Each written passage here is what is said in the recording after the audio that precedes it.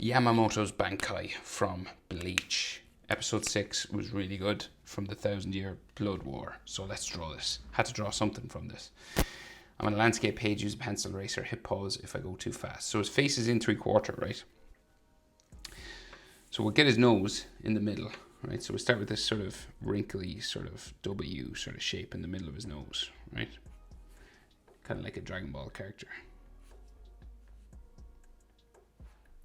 Right? Kind of like that.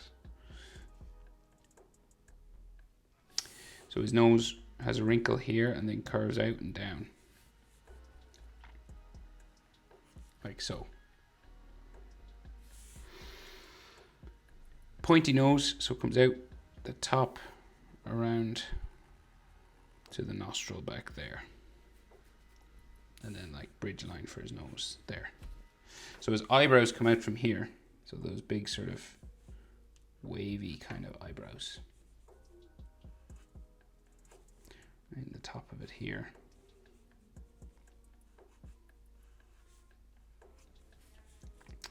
And down. Right, you'll have like some texture lines. So this comes down pretty far. Goes down to his beard. Right down there. And then the other side.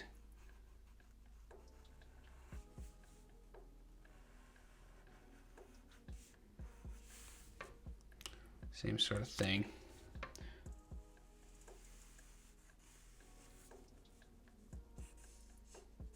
Right, and then the underneath. So we're in 3/4, right? So that means this side of the face is turned away.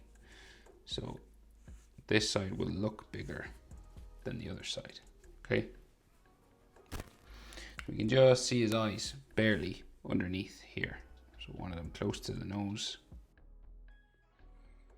Just under this mustache, then his pupil, not mustache, eyebrow, pupil just underneath the eyebrow here as well. And it's just black from what I can see.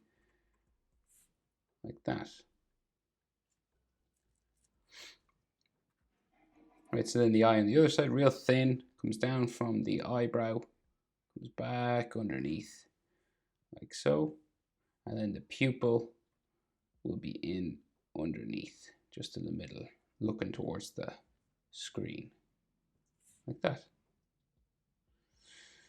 Right, so then he's got like a big mustache, right? Like real big mustache lines that come out from the side of his nose, either side, and go down pretty much all the way down nearly to the bottom of my page.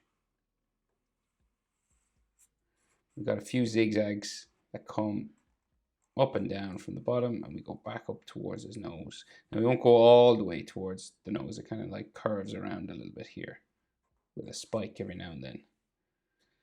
Right? And then we go down the other side. Down like so. And bring it back up towards just the side of his face. And you'll add some texture lines and stuff every now and then, just to show that it's a bit hairy. You get as much of this as you want. Texture is kind of like an optional thing. You know, some people like to add more, some less. Right, so then we got some like details in around his face up here, right? So we got some like wrinkles around his eyes and his cheekbones and things like that. So just bags underneath his eyes here first. Same on the other side.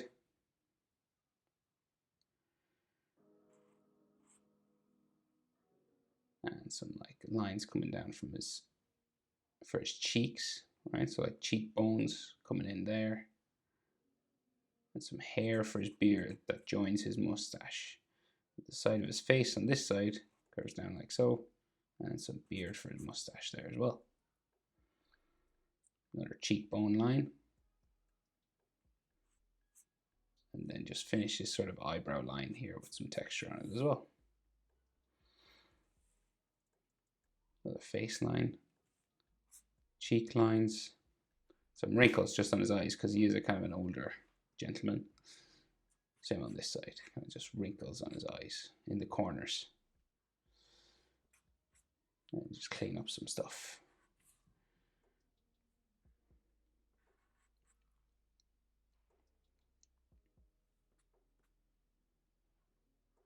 Another one just on the side of the nose there. Okay, so there's a line for his mouth just there, and this has some hair just on the bottom of it, you know, just to show that the beard comes down in between his mustache, and it goes all the way down to the bottom. Right, so, and there might be some texture on this as well, you know, some like hairlines and stuff, but not much. And we go up and we can start his forehead just here. So then his head starts to go back up here and kind of bumps around, like wrinkles around.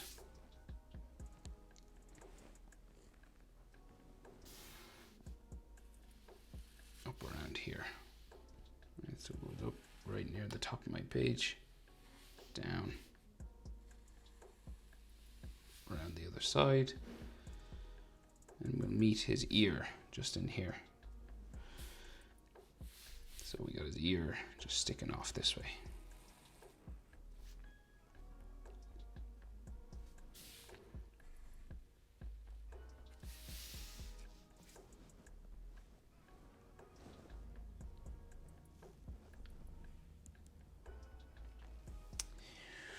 Right, so we've got like a line just for his side of his head, just here. And then some ear lines inside.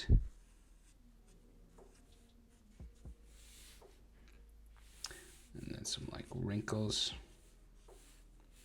Oh yeah, and he also has that sort of scar, right? So that, you know, they do it with sort of color, but we'll draw it in because we have to really.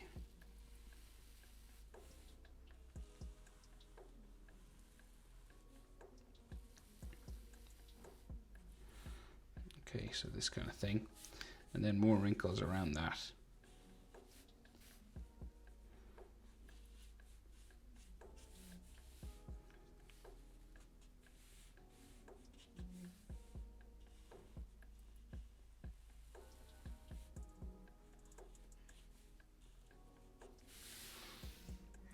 Okay.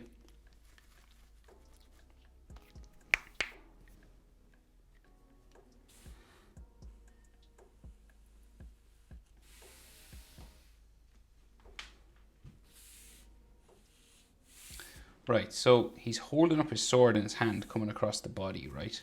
But we can see maybe some ripped clothing on this side, just coming down this way, like so. And then his shoulder coming down ripped and torn, going off here. Okay, so then we got to draw the hand here, right? So you do knuckles, right? So just a fist, right? So with 4 knuckles. Middle one always bumps up further than the rest. And then this will go down, kind of wrinkling down here. So each of these is a finger, okay? So we go down, in, across, like that. Then the next finger, the ring finger. Next one. Then finally,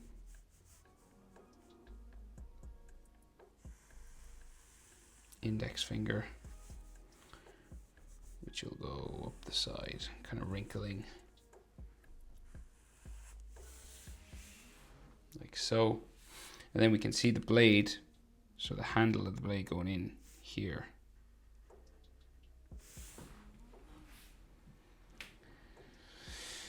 And what else? Sort of, see his thumb comes out like so, back around into there. And then his thumbnail, like so. And then we've got like knuckle lines and stuff, like details on all this, right? So this is like a knuckle.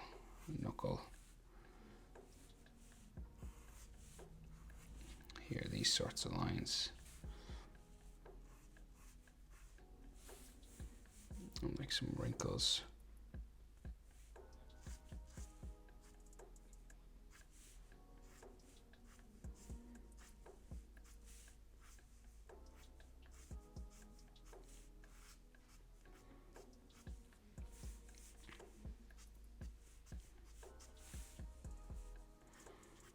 Some wrinkles down here as well.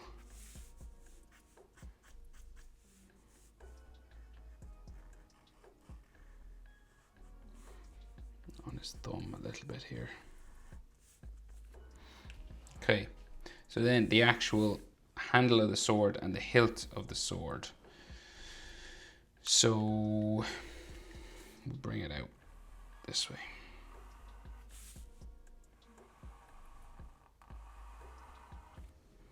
Right, and then so the hilt is this curved area. Like that, and then comes across the top, curves down. Another line inside here.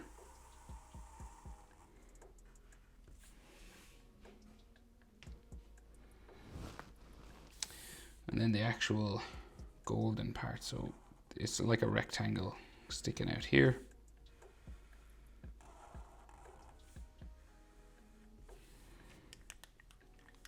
And then this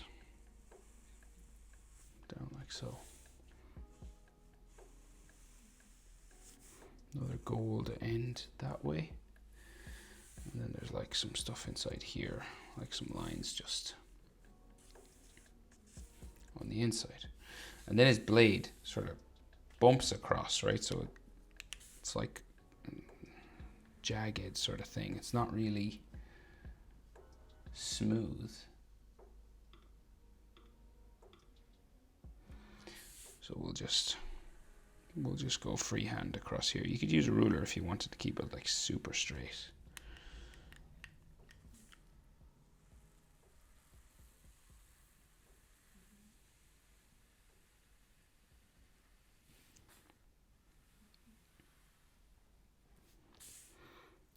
Then we go across here.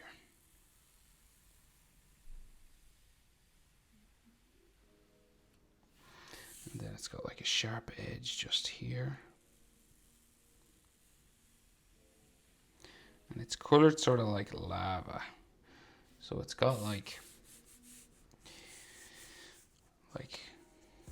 so all this texture sort of on it, right? But inside these sort of spaces, there's this kind of golden glow. So you could draw these in or do it just with color. I'll just draw it in just so you can see sort of what I mean when I do color it in. And the rest of the blade is like black and cracked and all that. Okay, and then if you want some smoke rising, right? So like some mist sort of like rising here. I guess it is kind of like steam more than...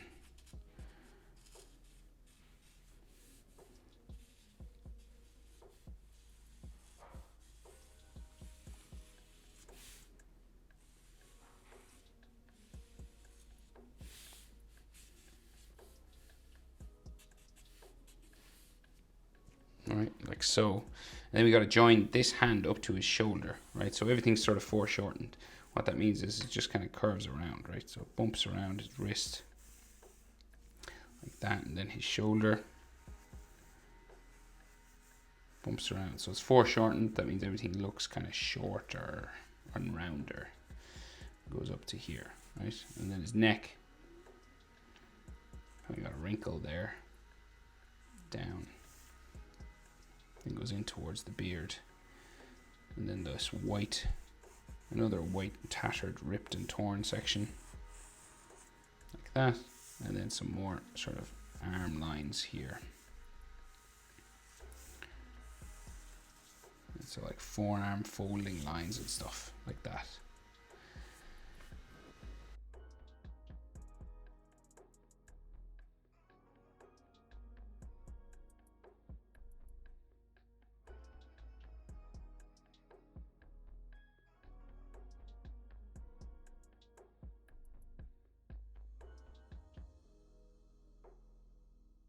Suit behind, going down there. Boop, boop.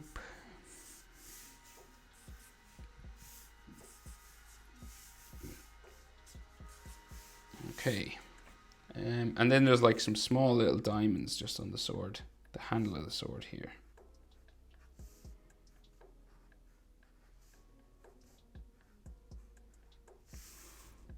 like so. They don't actually put in any, you know, sort of, but I will. I'll put an edge just there. Okay. And so with this form of the Bankai, it's like just a black sword. But if you want, like, you can add like fire. Just some fire coming up, like a little bit. You just feel weird about drawing him without fire. I know this actual form of his Bankai doesn't have much fire in it, but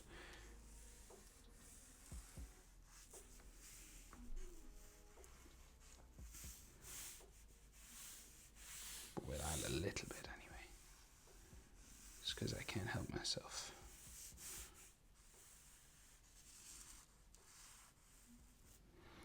Okay, but there you go, Yamamoto's Bankai. It was a cool episode. Hope it was helpful. Thanks for watching. See you in the next one. Bye.